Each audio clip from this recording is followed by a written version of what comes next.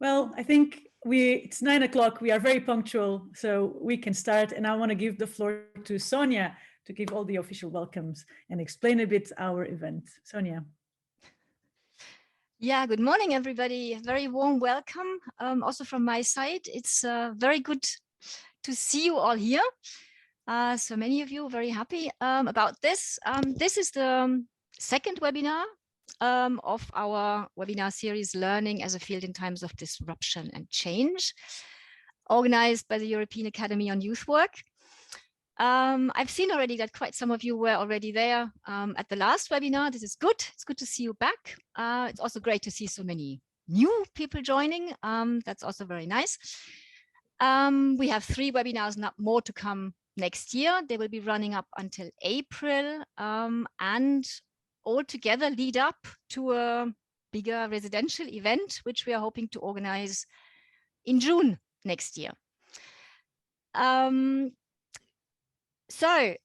European Academy on Youth Work is a long-term cooperation project of, I think we're currently 12 national agencies and Salto youth resource centers. The idea is to, to support innovation in youth work and to offer kind of a permanent platform to bring together diverse stakeholders in youth work, the youth workers, but also the diverse different other stakeholders that play a role in youth work. My video went off. Okay, here we go. The camera's on again. To bring together all these stakeholders and to reflect together about innovation in youth work. Yeah. So what is it? How does it function? How can we initiate it, support it better? And of course, these times that we're living now at the moment, these times of pandemic, in a way gave a kind of a sense of urgency, I think, to the whole topic, which we didn't think of when the project was created, of course, which was before the pandemic. But now in these times, we really confronted all of us with this this question of having to develop our work further, our approaches further. There's disruption, there's change in our life, in our work, in the needs of young people, and so on. And so what we're trying to do really in these webinars is to use this present moment to connect to it personally, professionally, and to see what it does with us. I know in the last webinar we asked this question of can we at all choose not to innovate? Is it an option not to do that? And also, how do we feel about it? For some of us, it's maybe very exciting. For others, it's more scary or confusing what to do and how to deal with the present situation. So around these questions, we are looking at using these webinars as maybe a small window, if you want, where we can address these questions from different angles, looking outside into what's happening, into the bigger trends and developments. And then also in the next sessions, looking more inside, maybe of how am I as an innovator potentially dealing with this? Yeah. What does it mean to create a culture of innovation? What does it ask of me, and so on? So we will look at these different issues and you will hear hopefully inspirational inputs from theory and in some of the webinars also from practice. And we hope that all of this will inspire us then also to take the moments we will also offer during these webinars to connect these inputs to our own work and to see what it means to us. What are we doing with them? This is it for now. A warm welcome again. And I hand over to, I'm not sure, Anita or Darko? Well, I can go, but actually just to give the floor to the rest of the team so that you know who will be here today as a team member supporting your participation as well. And I'll give the floor to Darko first. Yeah. Thanks, Anita. Good morning from Belgrade. It's very foggy here this morning, so probably we have more clarity in the webinar than around my building at the moment. Together with Anita, I'll be facilitating the webinars and then later also the offline, how do we call it, physical event these days. So good morning to you all, and I'm also looking forward to the second webinar in this series. Yes, but apart from Anita and me, we have also more people in the team. And obviously people who press play on recording or press rec. So we have Domagoj and Limonas. Maybe you should present yourself a bit. Hi, I'll be supporting more from the technical side, connecting from Vilnius, Lithuania, and happy to help if any one of you gonna have some challenges accessing or navigating here on the Zoom. Please, you can write a message to me. You can do that by clicking on the button chat, and then you can choose whether you write message to everyone or only to me if you have any question to ask. Share the webinar. Domagoj, you have communication under your name. Yeah, hi, and good morning to everyone.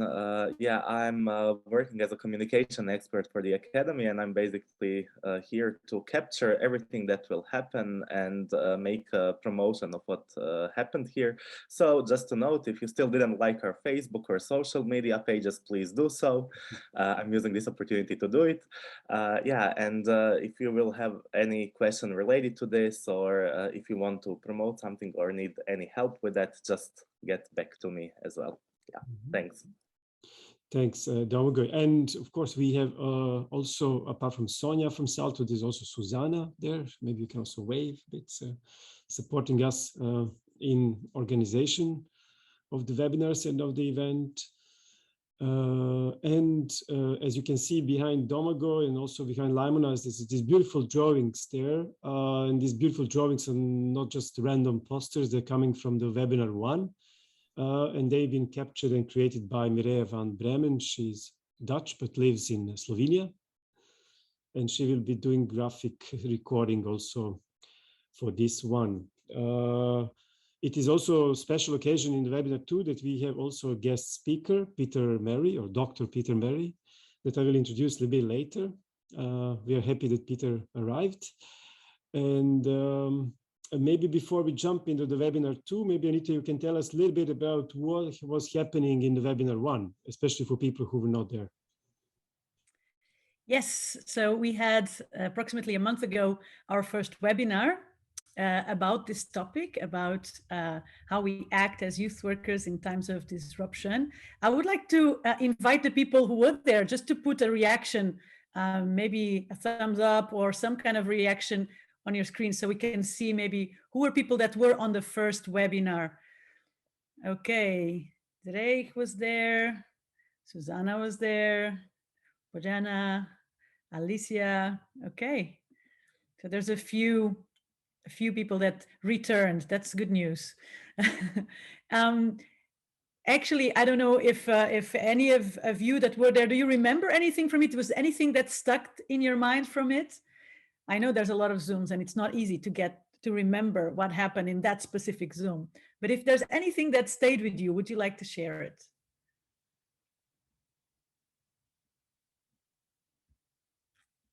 I know this is a long shot. Oltiana, yes? Good morning, everyone. Nice to see so many people together. Thank you for organizing this. For me, were many elements that I could recognize, but was so well summarized in that brochure that Salto sent by post. And I think is the one behind Limonas. Yes, it is. I think it's the same.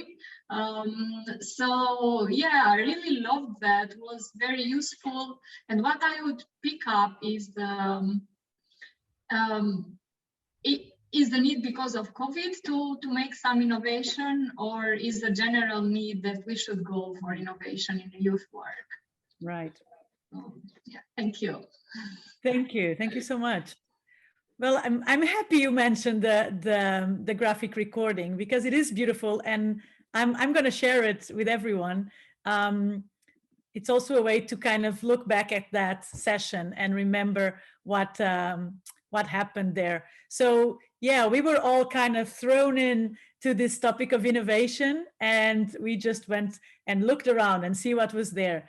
So first of all, I'm going to see if I can zoom in. It doesn't allow me to zoom in while I'm sharing. So, okay, I can anyway show you here on the right top corner.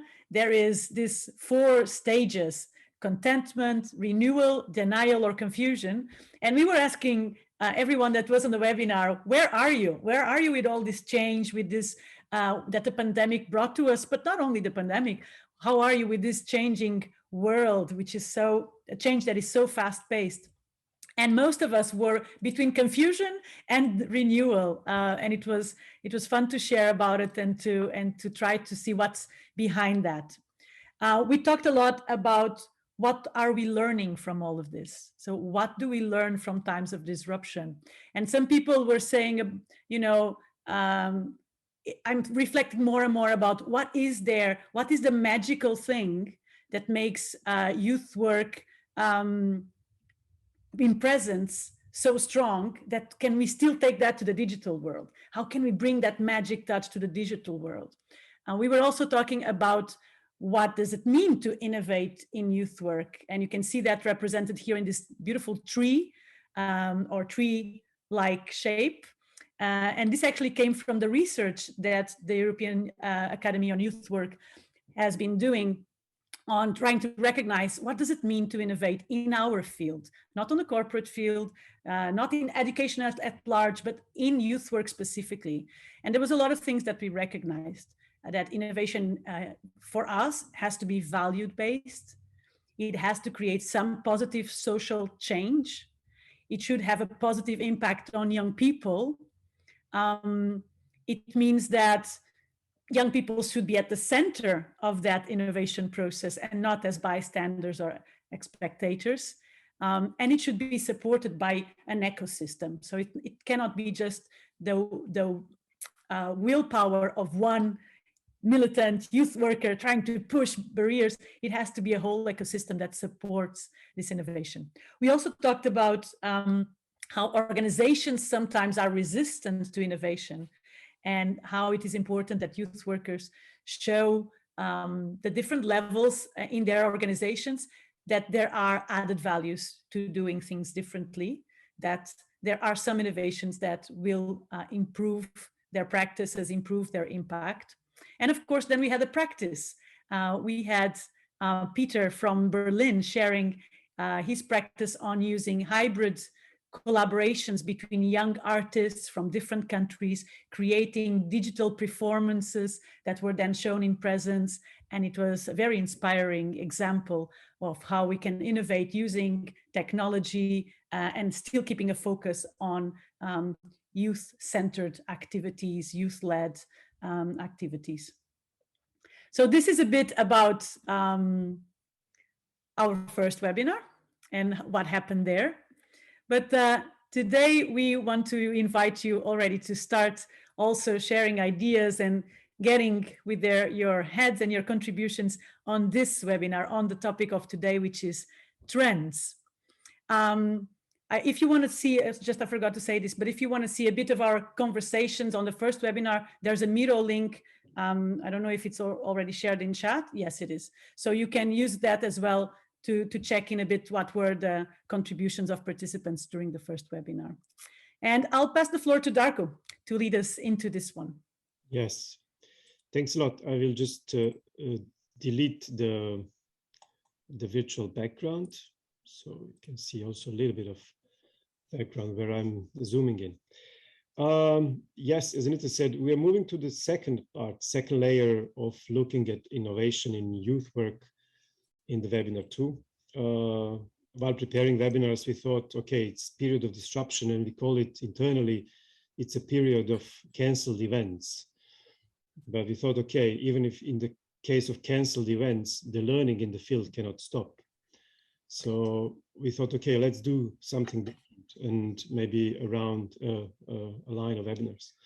But before introducing the topic and introducing Peter, I would like to ask you to invite you to do a little exercise, just to show what exactly we are aiming to this particular one. So if you are a youth worker and probably many of you are, but maybe you're not. And that's important information, because here we are dealing also with youth work primarily, but probably there are also people joining here for curiosity and from other fields. So I will invite you that just around your table, around your desk, or around your room, just choose one object. It can be a random object. It can be a cup. It can be whatever you can find on your table. For example, I can find a remote control for my air conditioner here, or whatever. One object. Just find one object. It can be also, you know, jar of how you call them, paper clips, or just one object, and just show. So let me see if you have the object in your hands. So in the beginning, you have to have it in your hands. Just see. It can be random object. Yeah. Okay. Oh, nice objects you have. So use this object to in this small 2 minutes exercise. Use this object to represent youth work for you. So this is youth work for you. In case you're not youth worker, it can present a professional practice that you are part of. Yeah. Okay. So the object is youth work. So one way to look at youth work is to come closer. You know, so you come closer to the youth work, to the object, and explore it. You know, explore it in a detail. Yeah. So what's in it there? What kind of color it is? Yeah. How does it work? Yeah. What's good about it? What's challenging about it? Yeah. What are the strengths that you can see there? What's missing?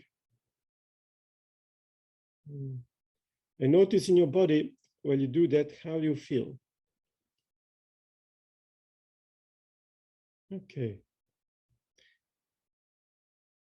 Another thing that you can do is that you take your object a little bit from you, so out of your hand, and a little bit, you put it either on a desk so you can see it, or on the floor. So just, you know, on a distance. So it can be, I don't know, it's up to you, but it can be 1 meter, 2 meters distance. So, but you can see it a little bit from a distance. And maybe you might even sense that you need to take a bigger distance. Maybe you're too close. So if you take a distance and you see your object there, it feels like zooming out a bit. Yeah? Seeing youth work in a larger field, in a larger context. Yeah. How do you see it now? What is it around it? What also belongs to this larger field? How does it relate to other social elements, processes, groups? What about trends? What's moving in this larger field that has impact on youth work?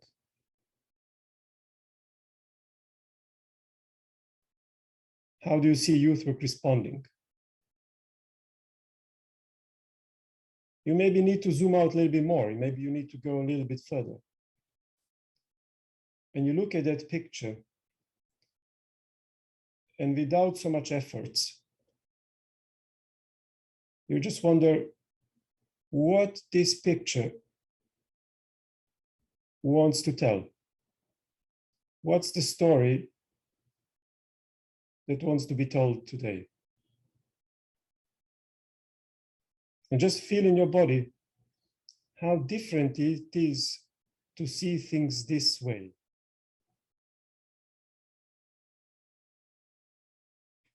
Okay.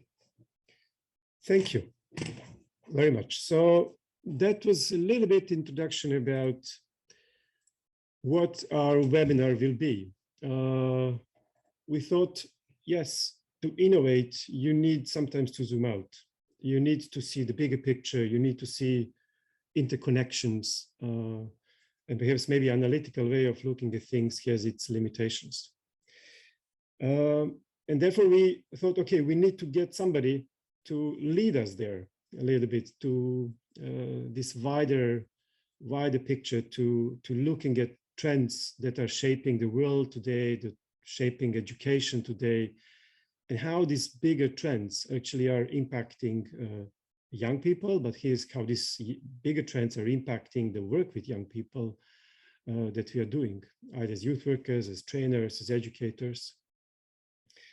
And in that sense, we thought, okay, who might be that person? And very easily we came to the name of Peter Merry. So Peter, welcome to the webinar too. Maybe a few words about for people who doesn't know Peter, I think it's very interesting, even if you see his current official title. He's a CIO, which stands for Chief Innovation Officer, which probably fits very well to the topic of the webinar and the intention to explore innovation. So Peter currently works for Ubiquity University, one truly innovative university in the world that Peter probably referred to a lot in his presentation. And interestingly also that Peter is not just a thinker and author of several books like Why Work or Leading from the Field lately, but Peter also has a connection to the youth field. So I think maybe the first time I met Peter was more than 20 years ago. I was trying to count back in Council of Europe in a training course from the field. So Peter has a connection to the field, but also has a connection to looking at wider systems change and how things move in the world. So we've been really glad to welcome Peter here and to take us to this journey and to see actually how these larger trends are impacting the way we work. Before I give word to Peter, there's one technical thing. Limonas will share a Mentimeter link in the chat where you can post your questions or vote for questions that other people posted. So Peter will have his speech or presentation or input in two parts. So after the first part, there will be a space for questions. But having said that, warm welcome to you, Peter, and we are looking forward for the journey. Thank you, Darko, and Sonja and team, and nice to be here with everybody. Yeah, I think it was, I've met you in one of the previous webinars. I think the last time I saw Sonja was at the Council of Europe Youth Center, probably in Strasbourg, over 20 years ago. So yeah, a lot of my work was actually inspired by the kind of youth work field initially. And although I kind of stopped working more in the international youth work arena, learning still became a core part of what I was doing. So establishing Ubiquity University was about trying to find a way to create a learning platform that fitted the challenges of the day. Another big project I'm doing is training ministers of health and their stakeholders in mainly African countries in transformative leadership through World Bank, where I'd already been in contact, and they'd invited me to a conversation, and all of a sudden there I was having a conversation with a man called Luis Pinto from Portugal, who I knew from my youth work days at the Council of Europe. So there we go. The kind of the web of international youth work weaves its way through the world. So yeah, today these two different parts then, kind of general trends in the world, what's going on, first part, and then some space for discussion, and then the second part, implications for learning, and with the example of Ubiquity and how we've tried to respond to the situation which I'll describe in the first half. So let me share my screen here.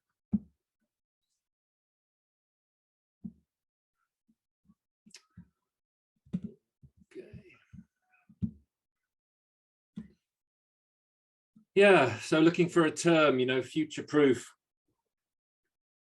So many different terms one could use, but something that essentially prepares people for what's coming. And in fact, that's in a way that's already here.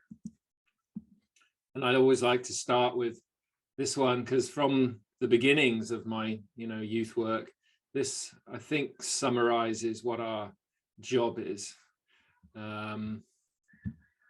Where your talents meet the needs of the world, therein lies your vocation. So first we need to be able to identify what the needs of the world are. Then we've got to get a sense of what our talents are. And then we've got to find the match.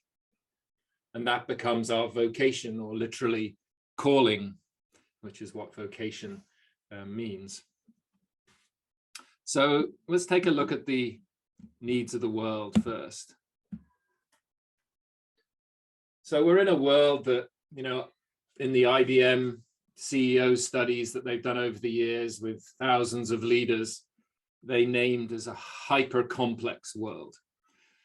So what does that tell you about what these leaders, how they're experiencing the world at the moment? Well, they're not just calling it complex, they invent a new word, hypercomplex, because essentially they don't have a clue as to how to navigate the kind of world that we're in today, because of the amount of complexity and the speed of change that's going on. So you can see on this image that came from the New Scientist originally, how all of these issues that had been kind of flatlining for a while suddenly all peak and come together, interlocking as we moved, beyond the year 2000, and are now all accelerating at the same time. So how on earth do you navigate, using an education that comes from a past era to try to inform you how to lead, organize, live in what's essentially a very different world to the one that you were educated in.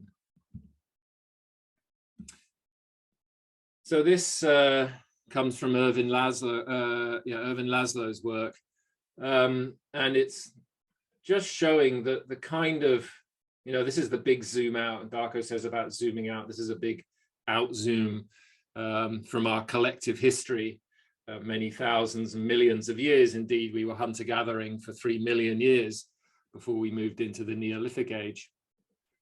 But the point we want to focus on here is the nature of the changes that go on between these eras.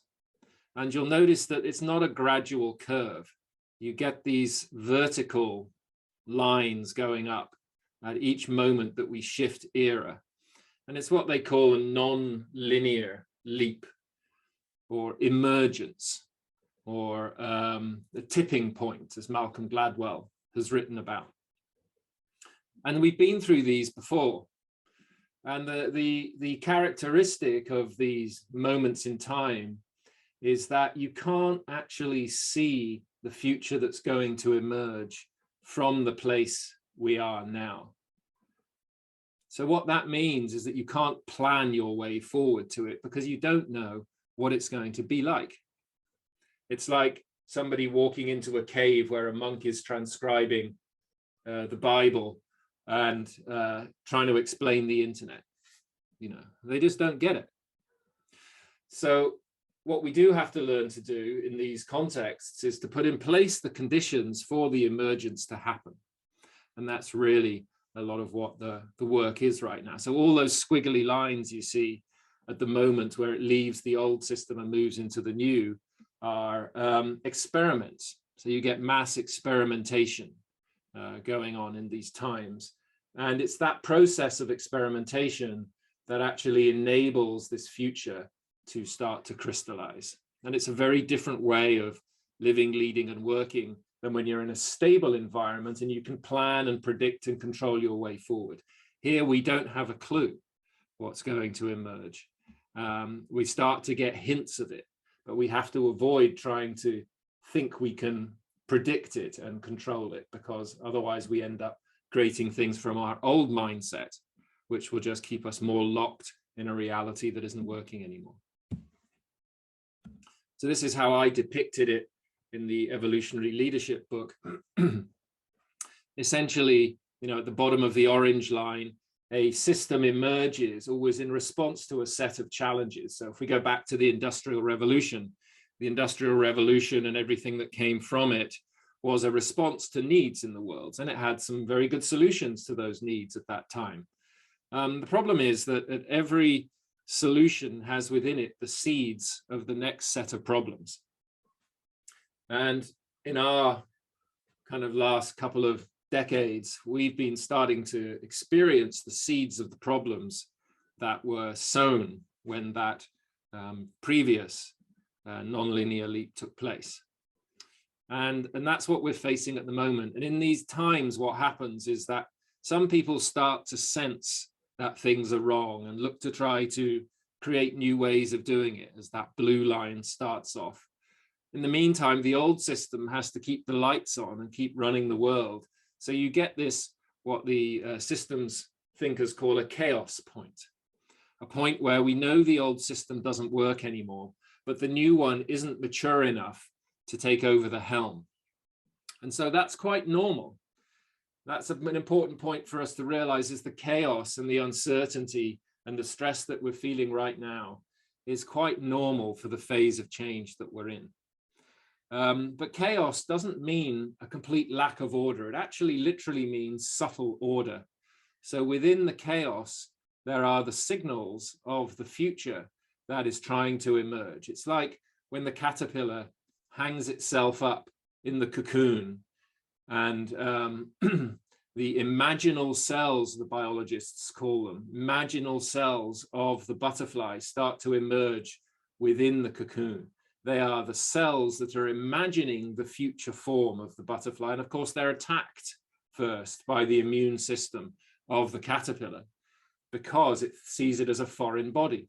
But those imaginal cells keep going, and eventually it's when they connect up that the body of the caterpillar dissolves, and the imaginal cells are able to feed on what the old system to be able to create the butterfly that emerges from the cocoon.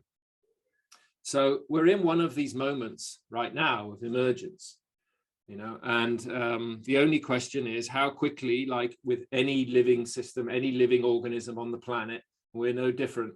How quickly can we learn and adapt to be able to get through this phase? And the slower we are to learn and the slower we are to adapt, the more pain and suffering we will experience. So being in the domain of learning at the moment is actually an evolutionary imperative. Humanity needs to learn and learn quickly and rapidly and get out of the box of our old mindsets so that we can enable this future to emerge with as much grace as possible. This is one picture, you know, if you want to talk about the content of the old and the content of the new, I thought this was quite a nice summary put together by Richard Haynes, who's a futurist, who describes the old industrial paradigm in this way, which I'm sure many of you would recognize, and then describes what is emerging in this way. Same domains, but quite a different way of doing things in the world, quite a different way of organizing society, a different way of prioritizing things. And this may be, you know, this may be partly true. We can certainly see signs of a lot of these breaking through at the moment, but exactly what it means for what our world is going to look like, as I say, is very, very hard to predict. And in fact, we shouldn't even try to. We need to stay present with what's going on at the moment and keep creating the conditions for whatever it is that is trying to break through to emerge. Here's another example that, you know, emerged 15 years ago, maybe, the whole cradle to cradle movement that has led to the circular economy, you know, which is now quite popular. So these kind of attempts to create a society that is more reflective of a understanding of ourselves as a whole system in terms of us as the earth. So not seeing ourselves as separate from the earth, which is kind of ridiculous that we forgot that in the first place, that we forgot that we are actually the earth, is a very strange thing. In fact, if you really think about it right now, this is the earth talking to itself, and you're the earth listening to itself.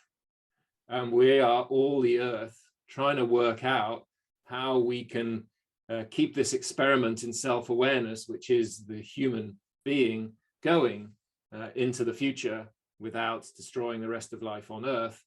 Otherwise, that'll probably be the eject button for humanity. So it's an understanding, a conceptual understanding that has very deep implications in terms of how we see ourselves.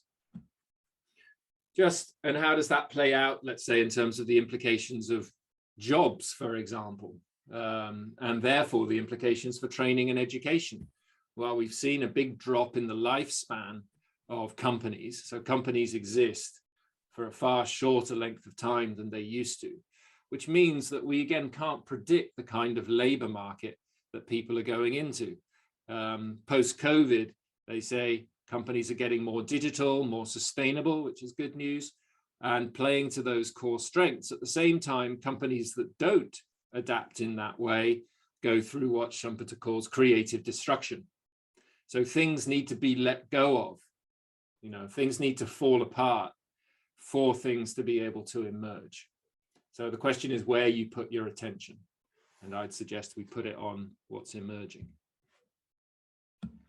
I just wanted to show you this one because this I've had in presentations for maybe 10 years now about, the things that we should look out for in the future if we're doing kind of future scanning and trying to sense patterns and trends.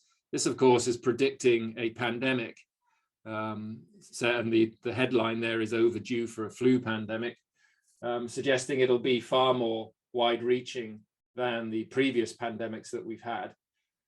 And the thing is, you do these sessions with leaders in business and government, and they see it and they nod, but they don't often do anything about it. And had we actually had more future intelligence as a species, then we may well have been far better prepared to deal with what was coming in terms of COVID. So that's another thing in terms of training and education, is the understanding, the ability to be able to do horizon scanning, to scan the horizon for the patterns that are emerging in the future, but then to actually do something about them, then to actually play with scenarios, play with possibilities, think about how we can prepare for what might be coming down the line. Because I can assure you, COVID is only the first of what's going to be a series of significantly challenging disruptions to the way we have been doing things. So we have to learn to be prepared for this kind of uncertainty. And at the same time, the sciences are telling us, we need to change the way we think about the nature of reality. So we got these challenges. At the same time, we have these new ways of thinking that are emerging. So research that's showing that everything, looking out at the world, we tend to think it's all random and everything's just kind of doing its thing. Whereas actually, if you study the patterns, there is mathematics underneath things. You see patterns underneath the way the stock market moves. You see patterns underneath the traffic on the internet. You even see patterns in library book loans, in email, in the geographic usage of mobile phones, and how our cities grow is the same pattern as the way our galaxies evolve. The frequency and the scale of conflicts relates to the frequency and the scale of earthquakes. So there's all sorts of patterns that science is revealing to us now that is telling a story of deep interconnectedness, of not a world of separate things as we've come to think of it and been educated to think about it, but a world of deep relationship between things, patterns that connect things. So part of what we need to learn then, if this is what the science is telling us, is how to discover those patterns, and what are the implications if the world is indeed connected in that way through these various algorithms that underlie the surface reality that we see around us. Another example, very early innovators in this field at Princeton University spent 28 years researching how human intention affects the world around us. And they did that because they were concerned that fighter pilots in the fighter aircraft, very expensive fighter aircraft, were influencing the instruments when they got stressed. So how was that happening? How could the inner state of the human being affect technology that they weren't even physically connected to. And that's the research that Bob Yarn and Brenda Dunwith, that showed after 28 years of research, beyond statistical doubt, 1 in a billion, that what they discovered was chance, is that human intention, so the way we think about things, the things we wish for, affects the world around us. And I can go into more detail in this if anybody's interested later on, but it's telling us that our mind extends beyond our brain. So when we go to biology lessons at school, we're taught we have a brain and everything, the brain causes everything and it's all inside our heads. Well, what all the science and research is now showing, which fits with all of the quantum science, is that our minds extend beyond our brains. Rupert Sheldrake has done a lot of research in this area and wrote a great book called The Sense of Being Stared At. Many of us have had that experience of you're looking at somebody's back and they turn around, or you feel somebody's looking at you and you turn around and you catch them looking at you, or you think of somebody just before they call you on the phone. So all of these things that are part of our everyday experience don't fit our current scientific paradigm, which means that there's a reality out there for us to discover and explore the implications of, that is directly tied to our ability to successfully transition through this period that we're in right now. So as ever, in any situation, in any of these non-linear change moments, you have, we would call it a crisis often. And I've always liked this Chinese symbol for crisis that says within a crisis, you've got a danger, but you've also got opportunity. So you've got the line that's breaking down that I had in that earlier image. That's the danger. And you've got the line that's breaking through and rising up, and that's the opportunity. So our job is to help the old systems die gracefully so that they can let go and enable, and then at the same time enable the new systems to mature and develop as quickly as possible so that they can take over the helm of the old system, and the old system can let go and fertilize the soil for the new rather than toxify it, which is what will happen if it becomes too much of a struggle. So that's my sense of where we are at the moment, very shortly, and we'll stop there for now, see if there's any discussion to be had, and then we'll go into implications for learning and education and things. Yes. Thanks a lot, Pierre. It's always exciting and scary at the same time to to place yourself in the picture like that.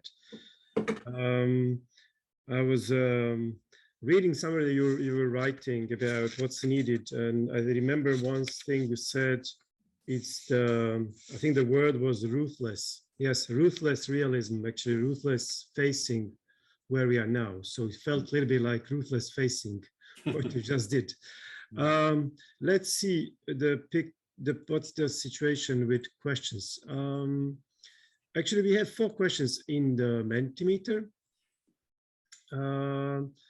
and some of them get some votes, so maybe be more relevant for more people. And I will read them to you. So one is, I think the nonlinear leaps slide oversimplifies things a little. I believe chaos and change are happening all the time. Is this a period of more chaos than we experienced 20 or 40 years ago? So that's one. Second was, looking at the graphic of hypercomplexity, looks like change is now exponential. What does that mean for the next few years? And that one actually get most votes. And the third question is, I would have thought that knowing my talents should come first, not to be influenced by the needs I perceive. Mm-hmm. Is there an order to make this right, or it's the same? Mm-hmm. Yeah. Question. Mm-hmm. Let me deal with that last one first then. No, it co-arises, right? It's like we become aware of ourselves, more aware of ourselves as we become more aware of the world. So no, it's certainly not one or the other. However, we sometimes have the tendency to focus more on one or the other. So let's say, if we're a big kind of radical activist and we're doing everything we can to try to save the world, and we're not really conscious of who we are, then we're likely to burn ourselves out and make more of a mess around us than trying to clear it up.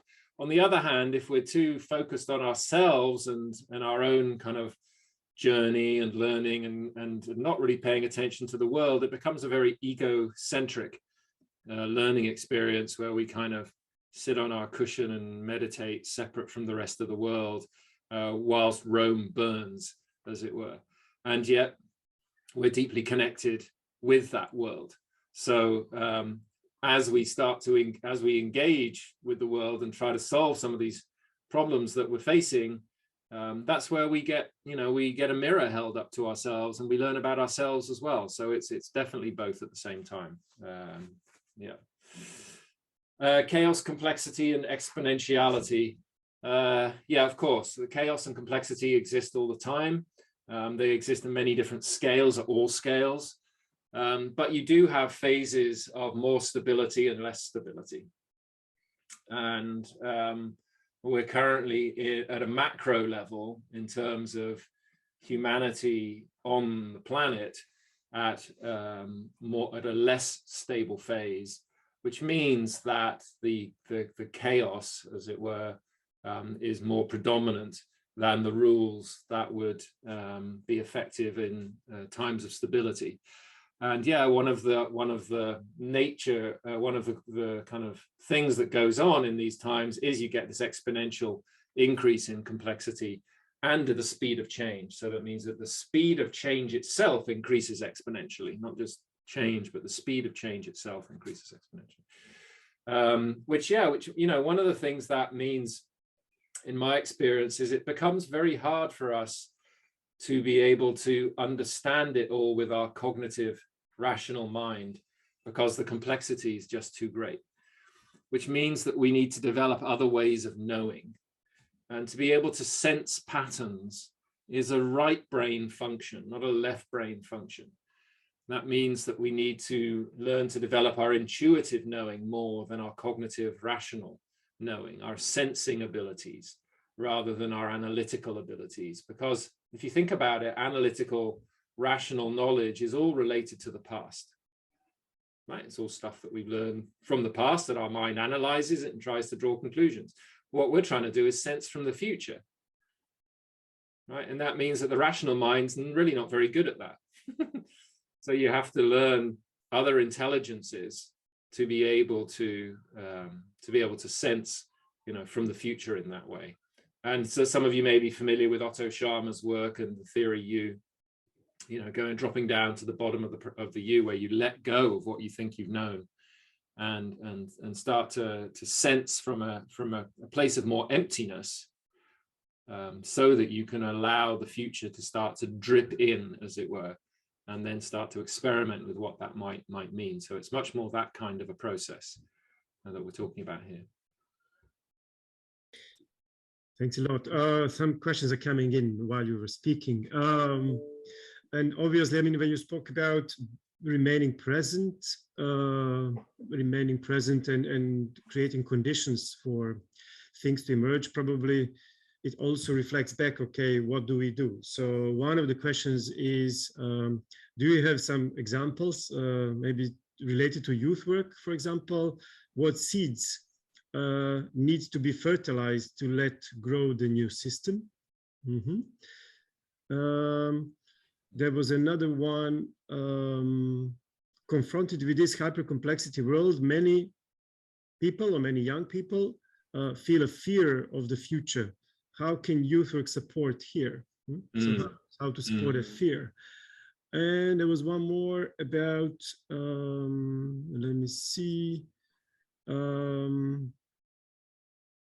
Yeah, there is something about randomness. Yes, I have the impression that you have somewhat dismissed randomness influencing things when much research has shown is quite relevant, and we suffer by trying to find patterns in everything.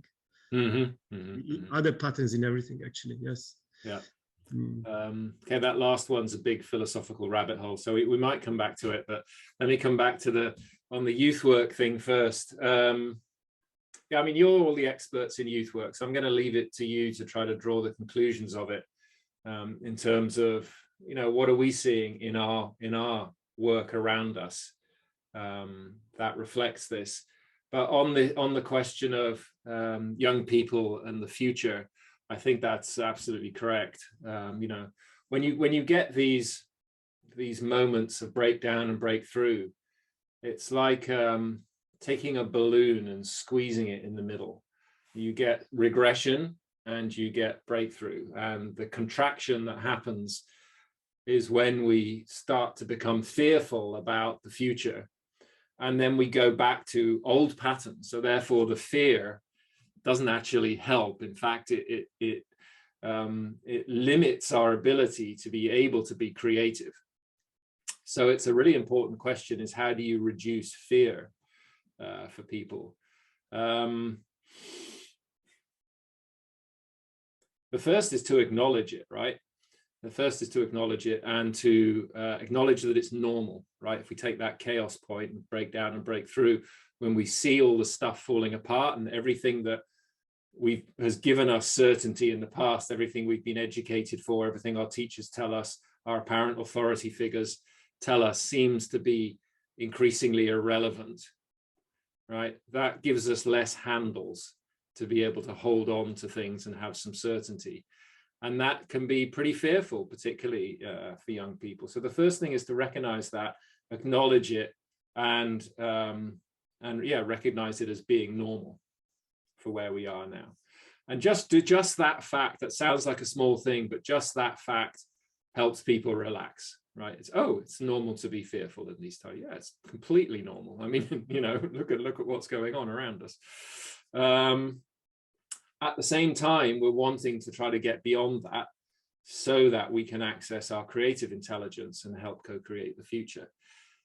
And one of the interesting exercises I've been part of before was one that was ran by a woman called Meg Wheatley. Some of you might be familiar with. She's written some great stuff. But she had this practice. This was probably about the time I was doing youth work. We were in a circle with her, and we went around, and she made us start our sentence with, "Living without hope means," to me, living without hope. And so we went around. At the beginning, they were all negative, but then as it deepened, we realized actually what a positive thing that was. Because if you think about it, what is hope about? Hope is us kind of attaching ourselves to some desire of the way things will be in the future. And as it looks increasingly like that's not going to happen, we get hopeless. We lose our hope and we become more and more depressed. Ultimately, we can't know what's going to happen in the future. So a hope is a bit of an illusion. And what we did is replaced hope with trust. And it's a very significant shift, right? But the trust requires us to accept that we are part of one big living system, right? That we are part of life on this planet, and that life itself is trying to work out how to transition through this next phase. And as humanity, we don't need to work it all out ourselves. And as an individual, you don't need to work it all out yourself, because there's other intelligences, the intelligence of life, essentially. Remember that we are life, right? This isn't something outside of us. The life force that keeps us alive is the same life force that keeps the trees alive, that keeps the plants alive, that keeps the animals alive. You know, do these trees sit around thinking about, oh my God, how am I going to make it through the next 10 years? No, tree knows what to do. It has access to natural intelligence, and that natural intelligence isn't something that comes from our rational mind. It comes from our sense of being. So the question is, how do you help people get into that space? And we're kind of moving a little bit onto the second bit here, but And some simple, you know, a good place to start is really simple mindfulness exercises, just people quieting down, quieting that rational, analytical mind, just a practice that allows you to go, you know, a simple meditation practice where you're kind of sitting there and you're noticing everything that the mind is saying, is kind of churning up. Just that simple exercise. What does that do? That puts distance between you and the chatter, puts distance between you and the mind, right? It goes, I am not that rational mind. I'm more than that. Why? Because I can actually witness it now. So that means I'm the witness noticing the rational mind.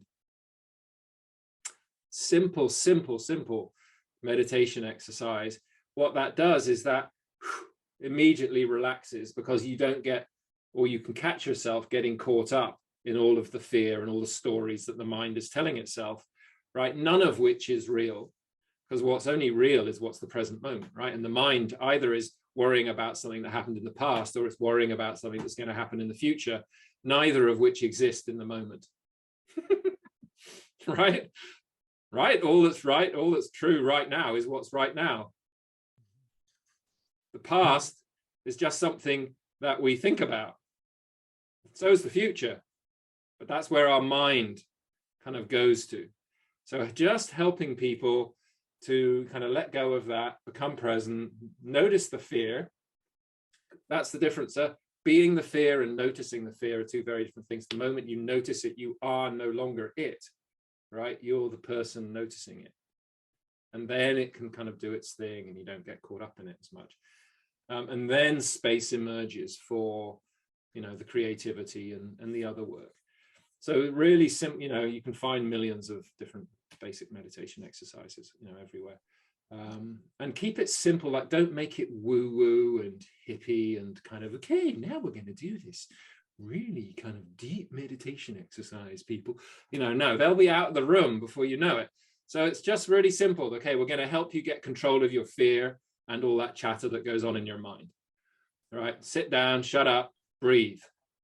All right, now close your eyes. Notice what your mind, you know, can you kind of notice all the thoughts going on in your mind? What am I doing? How stupid is this? When am I getting out of here? When can I have a beer? All those things that are going through your mind, just notice them.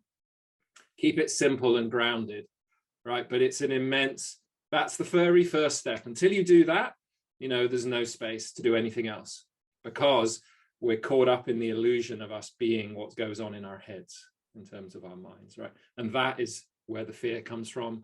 And that is all a process of separation, you know, seeing things as independent to each other, et cetera, et cetera, et cetera. So, so yeah, really important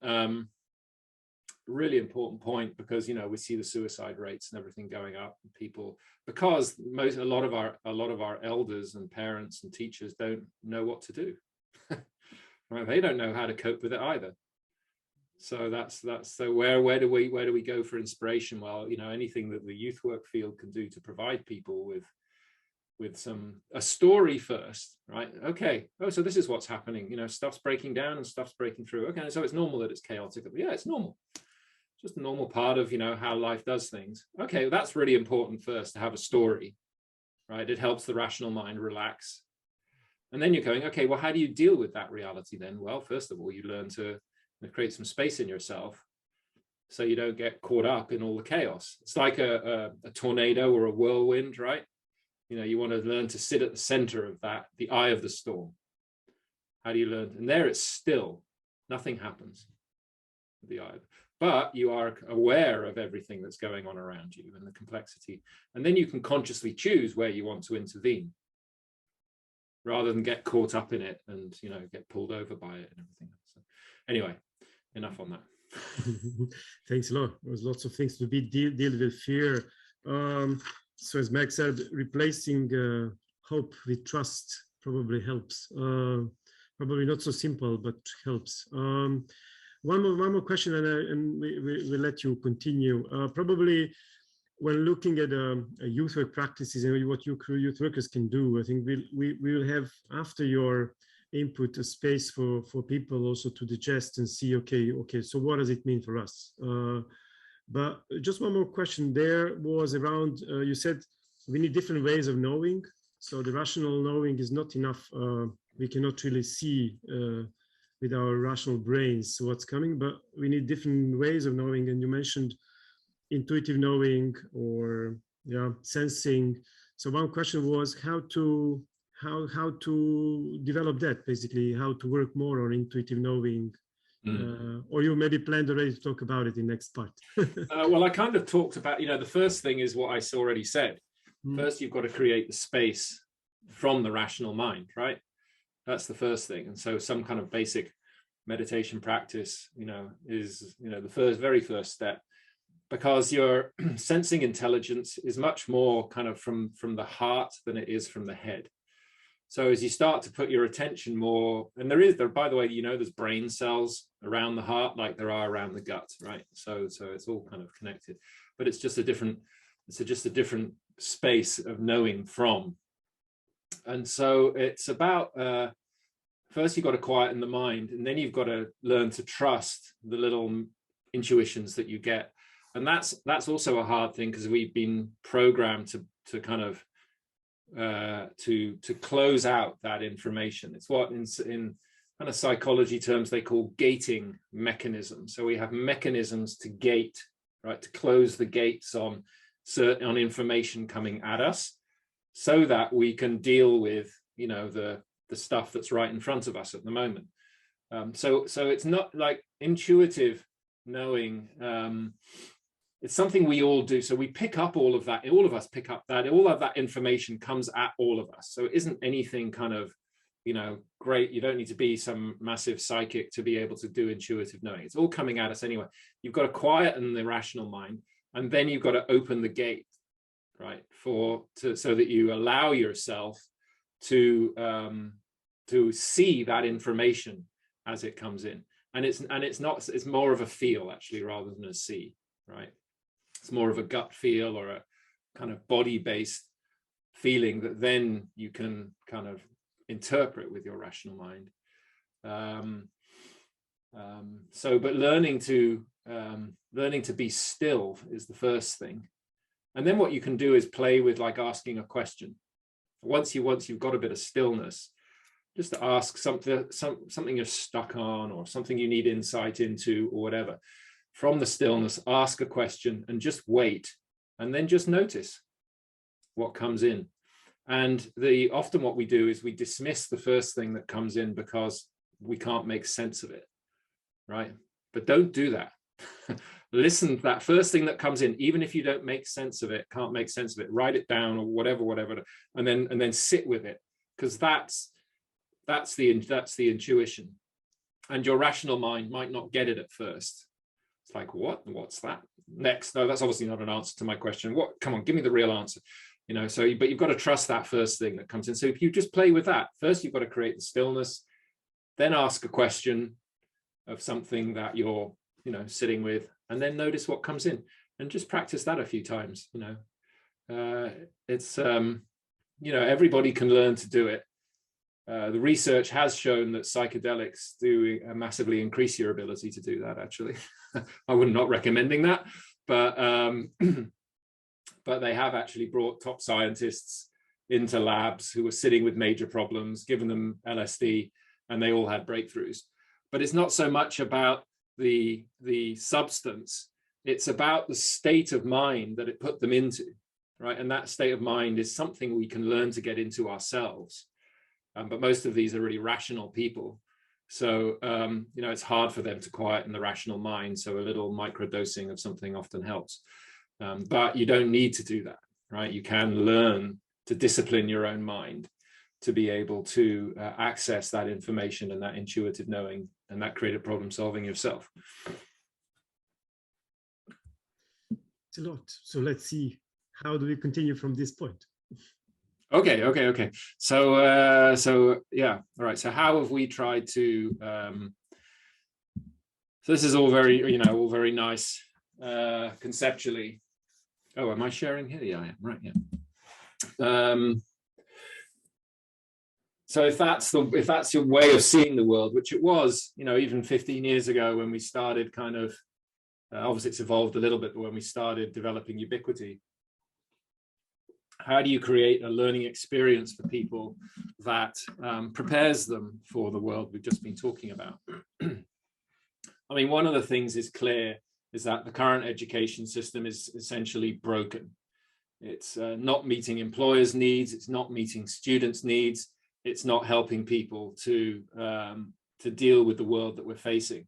So we have a broken legacy education system that most of our kids still go through, which means that they, by the time they come out of it, are probably worse prepared for the world than they were before they entered it. Now, that's a big problem, and for our own collective survival, but it also creates, of course, a lot of stress in young people as they realize that everything they've been taught is largely irrelevant to what's going on in the world right now. So this is the opportunity, and in a way, the possibility for youth work is to actually provide meaningful learning experiences to people that do help them deal with the kind of world that we're in.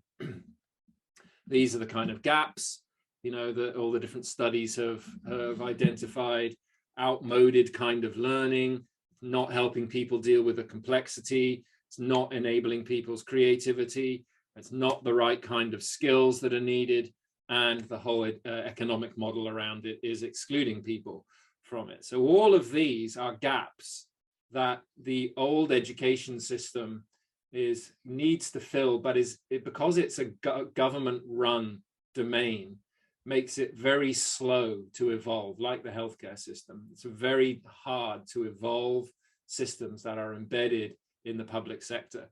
So that's, again, why youth work can move much faster than the traditional education system and try to fill some of these gaps and actually provide people with a meaningful and useful learning experience. These are the kind of skills that the business, think about business is closer to the reality often, because if they don't connect to what's going on in the world, they lose business and go out of business. So they tend to adapt faster than the public sector. And these are the kind of skills they're saying, you know, that are needed. And these should be familiar to most of us now as what's been called 21st century skills.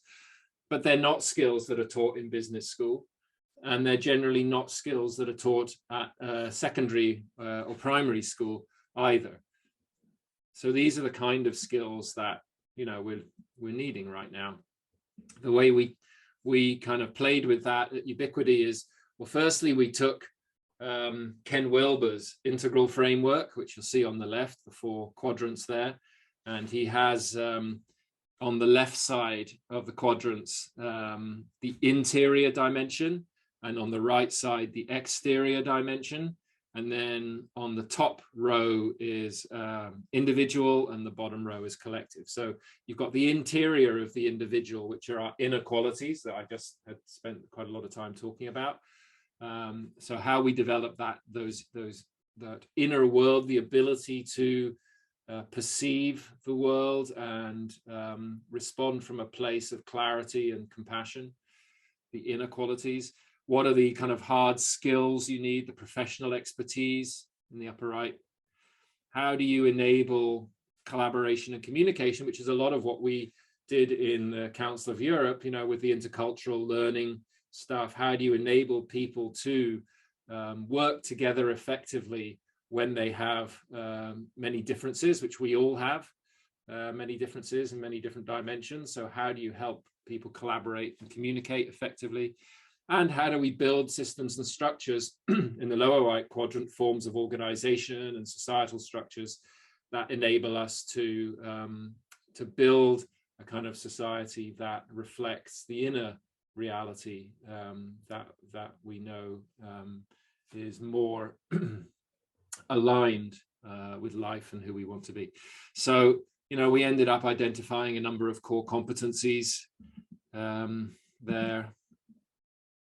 This was still from a couple of years ago, but it was a nice piece, because it was how, when you asked Gen Z themselves, you know, how they would create a curriculum, they came up with these problem-solving skills, essentially. So it was problem-based learning, challenge-based learning, project-based learning, whatever it is, it's in a context of trying to get something done. So people can see the relevance to it, and it helps to navigate this ever-changing world, essentially. So I'll send, by the way, you get a PDF of these slides afterwards, so you can, if you want to follow up the link, you can. So this is how we then created a learning experience to try to respond to everything I've talked about so far. So 1/3 of the students' credits come from academic study. 1/3 come through self-mastery, which is the kind of personal development, the inner work. And 1/3 comes through trying to make a difference in the world. So what we call an impact project where you're trying to make a change in your community or your organization. And they all happen at the same time. So we don't wait until the end to do a capstone project or something. From the beginning, people start work on the project. Because as I said earlier, it's when you try to do the work in the world that you actually realize why you need to learn certain things and why you need to develop yourself to be more effective at that world. So this became the kind of foundation of the learning experience that we developed for people at Ubiquity. Now, I was talking about different intelligences. Hopefully a lot of you are familiar with these. Howard Gardner's multiple intelligences. So, you know, our schooling tends to focus on the logical, mathematical, verbal, linguistic, a bit, some of the visual, spatial, but not much. Whereas we do have many other intelligences, and none of these are better than the other, but they're all important in terms of our ability to engage in a full spectrum way with the world around us. So how we design learning experiences that work with these different intelligences is part of what we've been thinking about and you know, starting to design at Ubiquity. Although we didn't end up using Gardner's framework specifically, but this whole idea of multiple intelligences is a key one to start to move the conversation beyond just the kind of logical, rational intelligence. At the same time, you know, as I'm sure you're all aware and have probably experienced, school is like a factory.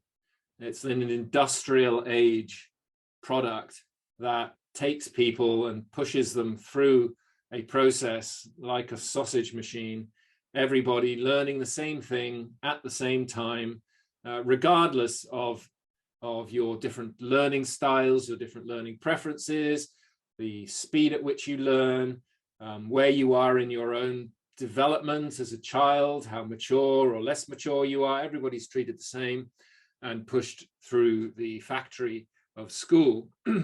And what we actually need to do is we need to learn to see each individual as having their own, being a unique person who has their own purpose, their own skills, their own way of learning, and work out how to create learning opportunities that fit that person and enable them to take it when they're ready. So it becomes much more of a coaching process for the learner than a teaching process, and enabling people to find the learning experiences that they need along their pathway that fit who they are and where they're at. And that's absolutely not what our current education system is designed to do. Although we have got some innovations over here in the Netherlands, one called Agora, for example, where it's challenge-based learning. There are no lessons, there are no teachers, there are coaches, there is no homework, and there's no graded testing. And it's approved by the Dutch Education Ministry, and the kids come out with their desire to learn still intact because they haven't been completely demotivated by the normal education system. So these are the skills that I mentioned before. We have, provide the content that's relevant, basically, to help people navigate this time that we're in. We've used the SDGs, although we're also currently kind of evolving our thinking around the SDGs. We have an initiative at the moment, instead of SDG, called GDS, which is Girl-Driven Solutions. It's like, what would happen if women thought about the SDGs, how would they frame it and think of what's important? So there's, SDGs can be a useful framework, but they can also be limiting in a way, but you've got to find some way to frame the challenges and help people see what's going on in the world. What is one of the useful things I found that come out of it is UNESCO's competency framework that they developed around the SDGs. So they came up with 8, you won't be able to read this, but if you Google like Education for Sustainable Development Goals, UNESCO, whatever, you'll be able to find the PDF. But they came up with 8 core competencies that they said were needed to be able to deal with any of the global challenges. And they were pretty interesting, like systems thinking, anticipatory competence, that's what I was talking about before, being able to anticipate the future, being able to sense the future. Normative is about norms and values, strategic competence, collaboration competence, critical thinking, self-awareness, and integrated problem solving. Now that's, from my experience, that's a pretty good comprehensive set of the competencies needed to be able to deal with the world that we're in. And then what they did is they took each SDG and they came up with a set of 15 competencies needed for each SDG. 5 cognitive, 5 what they call socio-emotional, and 5 behavioral. So that's interesting, isn't it? That reflects our design at Ubiquity, where the cognitive is more the academic, socio-emotional is more the self-mastery, and the behavioral is more the impact project, actually what you do in the world. So it's actually a really worth looking at as a document. We've actually been collaborating with UN SDG Learn, which, if you're not familiar with, is worth looking at as a platform, and helping them to develop an assessment of these competencies. And then the UN SDG Learn platform has an enormous amount of courses, online courses and micro learnings available for people around these different competencies and the SDGs in general. So we had to also rethink assessment. How do you go, beyond just the cognitive assessment? And we like gamifying things, which I'll come to in a minute as well. So we created these 4 levels of competence. In the initiate is basically, your ability to understand and explain or recall information, which is about as far as most schools get. Apprentice level is your ability to be able to apply what you've learned to a hypothetical situation. So to take a case study or something and apply what you've learned to it. Visionary is to take a real life situation and think it through, using what you have learned to come up with a project plan or something. And the change maker is actually applying it in real life to the impact project or to a project that you're working on in the world. And of course, each of those different levels of competence require different forms of assessment. So for example, if you're doing knowledge-based competence, then you can use quizzes and that kind of thing. If you're trying to apply it to something, then it's got to be more of a creative piece of work. It could be a written piece, but it requires somebody to actually look at it, which is why the MOOCs get stuck on quizzes, because that somebody to look at it requires a person, a human being, and therefore paying them time to do it. Which is something they're trying to get to avoid, as it were, with the MOOCs and things. And visionary, similar thing, and the change maker, 360-degree feedback from all the stakeholders that have been involved with your project. So you can, as you understand different levels of competence in this way, you can come up with different forms of assessment that best reflect that competence. Obviously, gamification is a thing for a lot of young people today. We have a point system related to all of our different activities, so that instead of getting a grade, you continually stack up your points, right?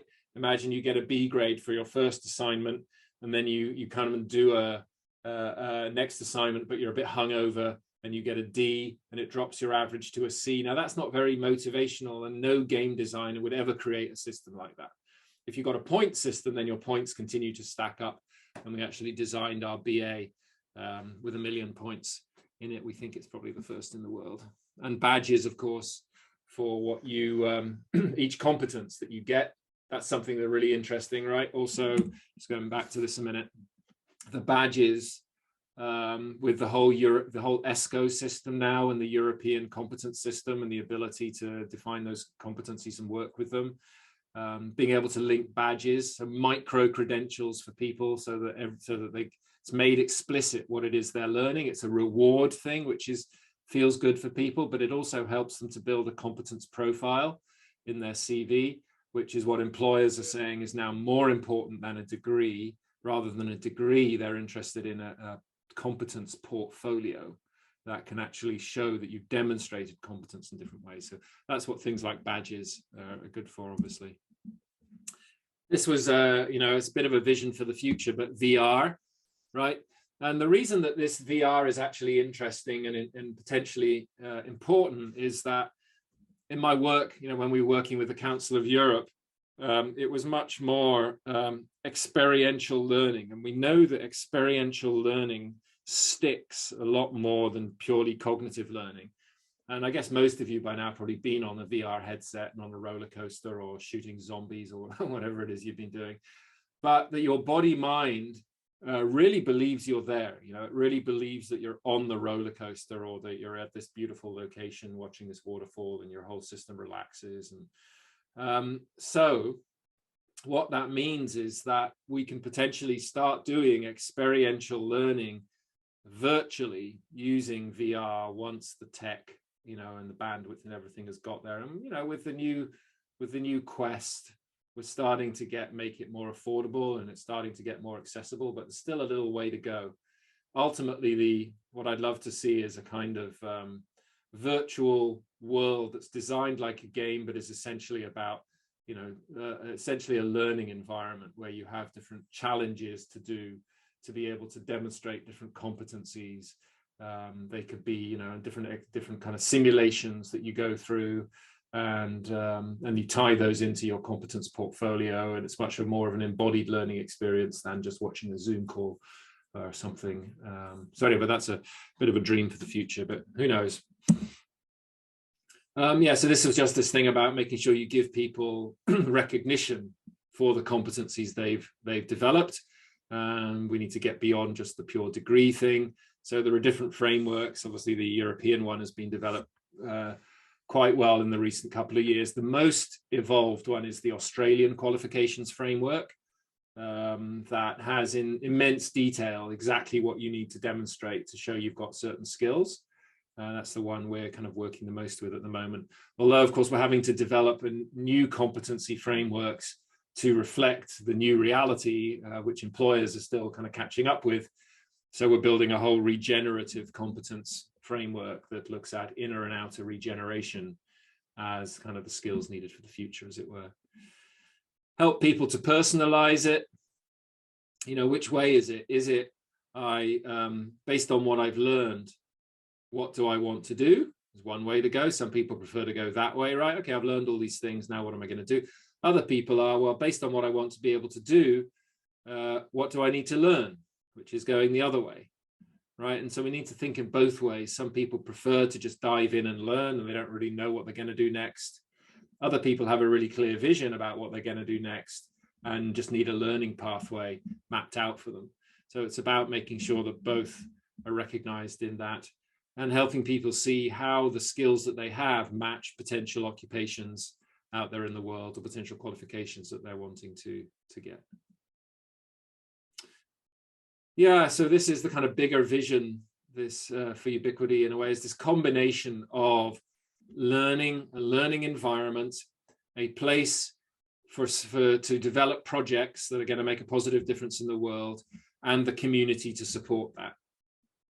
And we have now the Ubiverse, which is like our kind of change maker community. It's about now nearly 18,000 people on it, 1,800 organizations, all of whom are focused on making a positive difference in the world.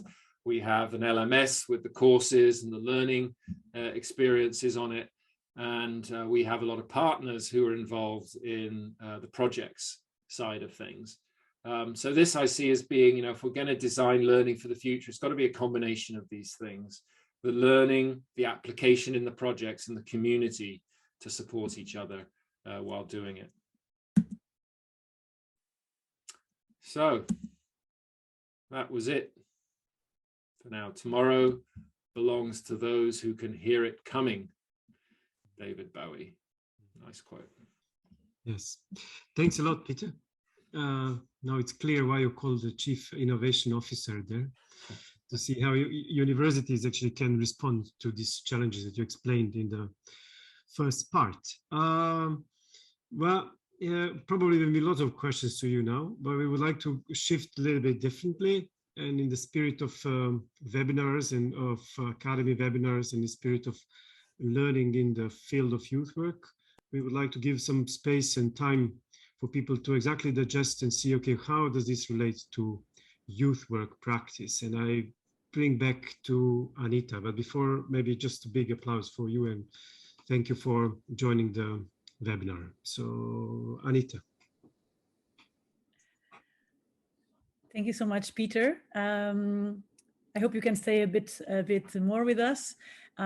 Like Darko is saying, we know there may be a lot of questions now for Peter, but we also want to value sharing the practices, sharing with each other and supporting each other in your learning process, also here in this online experience. And so we want to propose that you can go in small groups. And in these small groups, you tackle what Peter has been talking about and what your thoughts are around all this. We propose 2 questions. And the 2 questions, they will, Laimonas, I'm going to ask you to add them to the chat, please. The 2 questions are, do you recognize these trends that, that Peter has been mentioning here? Do you see them happening at local level? Do you recognize them around you, whatever is the level of work you do? And the second question would be, how do we see youth work moving forward and responding to these trends? How do we see youth work moving forward and responding to these trends? So these would be the 2 questions we invite you to explore around these issues. And after your small groups, we will come back here and gather your thoughts here in plenary and maybe hear the reflections of some of the groups. Okay, does that make sense? Can I have an okay if everybody's kind of in line with that? Okay. If you go to a small group and it happens that you are with people that are not being able to interact, just come back to the main room and we will put you in a group where you can share with others, okay? So take the questions with you, because in your small group you might not see them, and enjoy your conversations. You will have around 15 minutes to do so. Okay, so Laimonas will send you now and you just have to accept this new room you'll be given.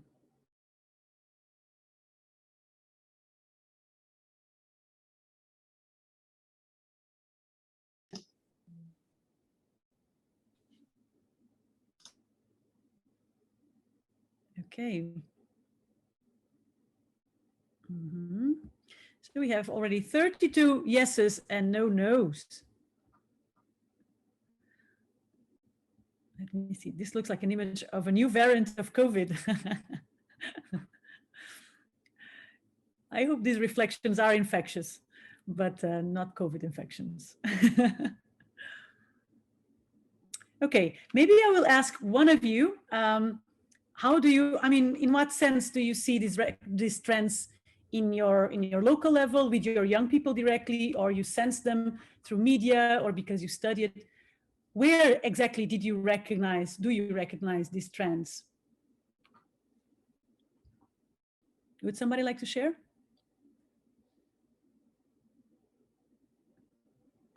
Yeah, I mean, I'm happy to jump in and share something. I mean, I recognize them because I'm quite interested in trends and things that happen and how the world is and how people are and how humanity operates and so on and so on. So just reading various different materials and trying to stay informed and updated. So yeah, I mean, for me, it's a lot of the stuff is, I mean, I also recognize some of the trends that weren't mentioned. So, so for me, yeah, this is how I do it. Mm-hmm. I think that's interesting. And I think it underlines this aspect of us as youth workers, also as researchers, no, as learners, trying to be curious about the field and about how everything is evolving for us and for the young people we work with. Yeah. Yeah, Oksana. Yes, I'd like also to add that, yes, we recognize trends, but we need to be aware that these trends we feel differently in different countries. Because in country, when our country is Moldova, this country is really in transition. People living in rural communities, they may not have even internet. But people living in the capital, they have everything and also have different trends. You know, within country we have different trends, but in comparison with countries of European countries, for example, we also have different, really big difference. You have migration flow to your country, but we have migration flow out. And we still have a lot of demand regarding unemployment, access to the information. Many things, very important things are written in English, but people, they don't speak English at all. And this post-Soviet method still works in the school. I shared it with my colleague in the group. You know, all of us, we feel it. But how to react, how to involve youth workers in it, you know, it is big question. And what we need is shifting, you know, some shift, not to go through whole process of progress of your country, but just to lift theoretically understanding what is happening and how to react now. And we had a research and we asked people if they are happy. And it was very interesting. People living in rural communities without internet, anything, they are happy. But people living in the capital, they have all facilities, cold water in the tap, not to go to the fountain to bring water, and they were unhappy. This is, you know, but trends, if we see on them how they should be managed by future leaders, those who are now young or children, we need to take in account. Thank you so much, Oksana. Thank you for sharing your perspective and your experience there. I'm going to give the word to Diana, and then we're going to propose another question on the Menti. Diana. Hello, good morning, everybody. Thank you for having organized this. So I was teaching at university for 25 years till last summer, and I do not recognize these trends at all in mainstream academia. And I'm talking, I was in one of the most important Portuguese universities, and that was actually one of the reasons why I decided to leave, because mostly professors are focus on their career, are having to do with more and more bureaucracy, and are still very hooked onto old assessment methods, like making students know things by heart and stuff like that, which is completely senseless, since they can just press a button and get all the information they need. And so in a way, I recognize these trends, and I answered yes. In non-formal education and in NGOs, but not in mainstream academia at all. Yeah. And also regarding differences, I mean, we're talking about Europe now, and even in Europe there are huge differences. But if we zoom out and we can see the other continents, such as Africa or Asia, etc., things have a lot to go still, which is amazing. Lots of work to do. Yeah, thank you. Thank you, Diana. Thank you. And I'm happy you brought this up, that and also a bit of what Oksana said as well. The place where we are now is not equal for everyone. We don't have the same resources. We don't have the same mindset. Organizations are not yet all looking at these trends, or they're not future fit, and they're not thinking, maybe some of them, not thinking on how adapting learning, or the pace of that change is not as fast as the pace of change that we were talking in the beginning. So that leads us to the second question. How do we see youth work moving forward and responding to these trends? And I would invite you to answer that, and we can look at some of the answers. And again, maybe someone wants to comment and expand a little bit on their contributions. So I see already a few answers coming. So maybe a more strength-based approach where we focus on the talents and values of young people. We have to be resilient. We also talked about this on the first webinar, resilience as a part of our new competence framework that we need for this new world. Increased agency, creating long-term programs for individual personal development. There's here the recognition that some of these trends in regards to learning have been the heart of non-formal education for a long time now. Embracing new technologies and listening to young people.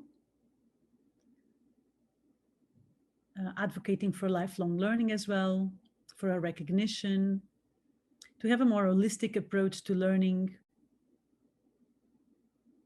Using these themes as a starting point in building an activity.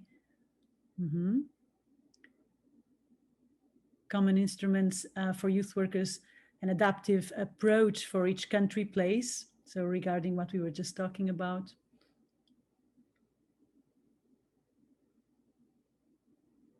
There's many interesting answers coming, but if somebody wants to kind of expand or explain or voice their views, please go ahead. Yeah, I was wondering, Anita, perhaps maybe Peter was suggesting as well, so maybe he also wants to respond to what he reads now. But maybe Zrinka first, and yeah. Exactly. Yeah, thank you. We were actually talking we had a very interesting discussion in our group about, in general, non-formal education and lifelong learning, bringing out those the skills that are actually needed in any kind of way, such as creativity, such as looking from yourself and recognizing your strengths and then building it into your own skill set and being put into different situations where you will be able to use it.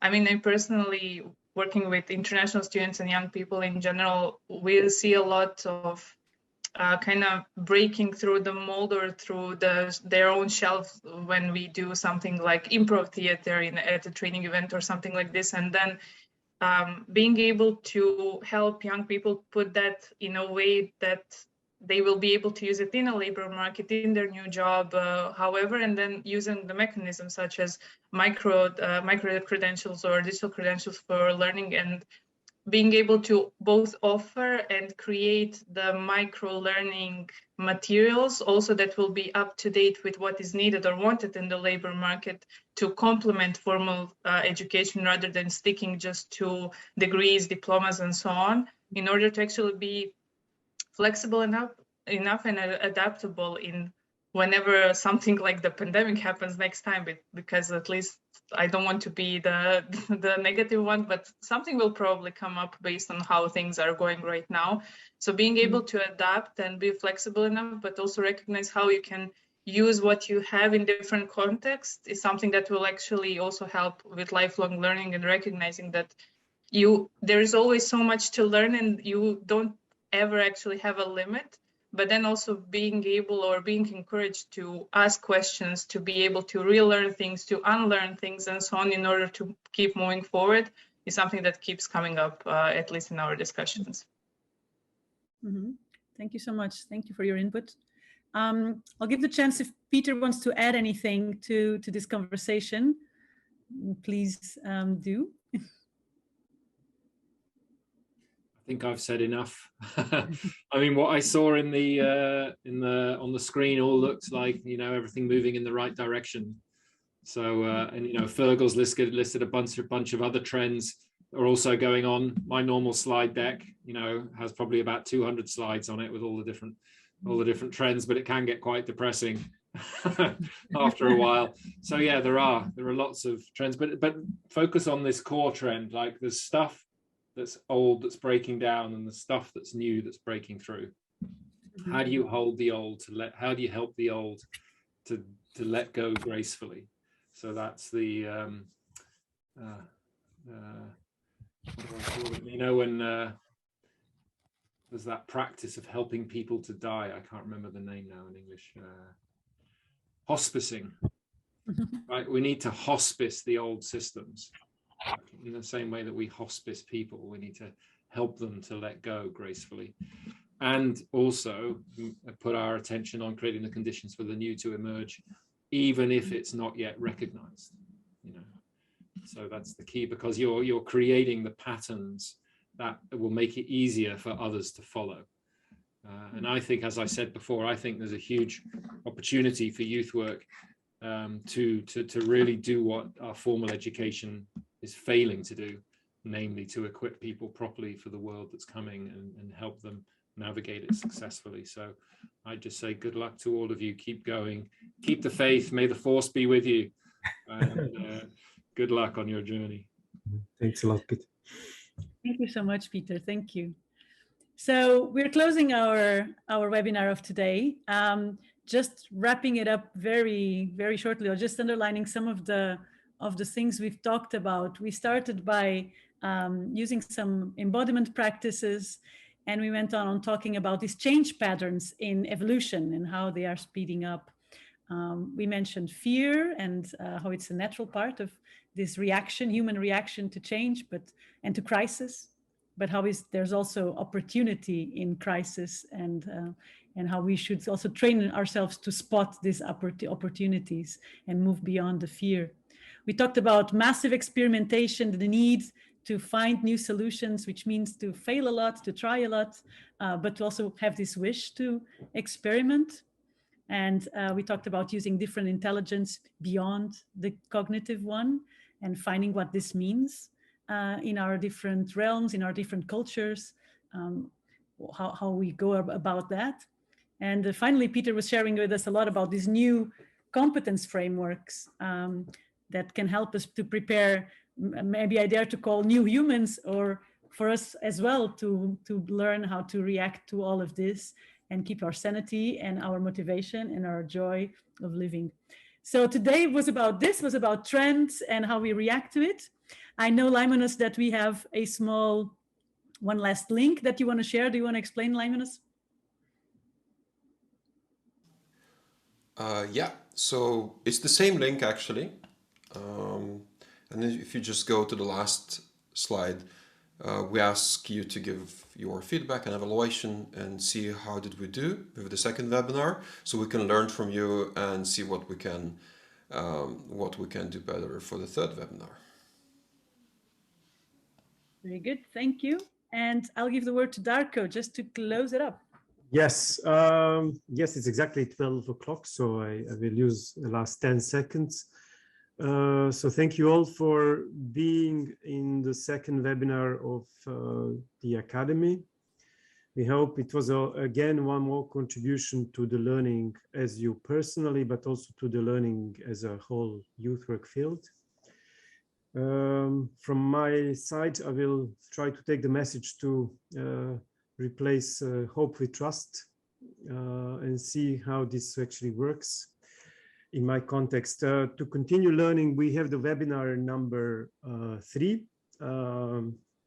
And before I say the date, I would like to wish you a very good and exciting breakthrough new year. We will meet again in January 27th. The time is the same, 10 to 12 CET time for the main part of the webinar. And following also some of the Peter's recommendations, we also have this warm-up part with embodiment that starts 9:30. So 27th of January, 9:30 for embodiment, and 10 to 12, the main part of the webinar. The topic of the third webinar will be very much about what kind of innovator are you. So we will focus a little bit more on individual rather than on systems next time. So have a good rest of the day, have the exciting rest of the year, and let's see what happens in the year to come.